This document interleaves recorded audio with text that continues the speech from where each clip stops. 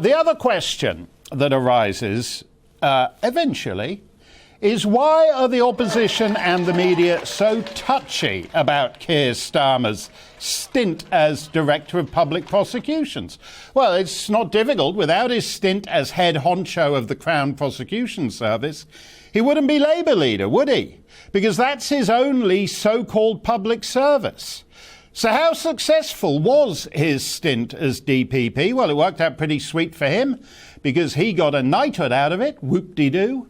How did it work out for the rest of us? Well, if you're a child victim of, say, Rotherham gang rape, an issue we take seriously on this show and raised, I think, on 3 nights last week because it shames Britain. If you are a victim of Rotherham gang rapists, the Crown Prosecution Service was just another part of the problem. How much of that is the director's fault? Well, if you throw a brick through a shoe shop window and steal 4 dozen pairs of Nikes, the decision to prosecute you is unlikely to come to the attention of the DPP. But where there are larger implications, where it's something that's likely to attract the attention of the national media, say, that generally finds its way up the chain pretty fast. Jimmy Savile, still breathing and groping, was being investigated for paedophile crimes by both the Sussex and Surrey constabularies.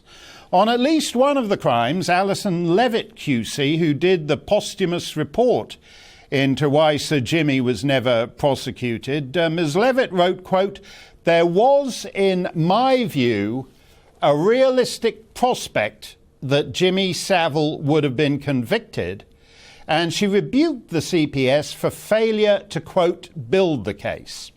It came to the attention of the Crown Prosecution Service shortly after Keir Starmer had been appointed, and the immediate CPS response was that there should be, quote, "no further action," but that if they were going to interview Sir Jimmy, it should not be under caution, but by a, quote, "senior officer of rank," so that he could be given, quote, "words of advice."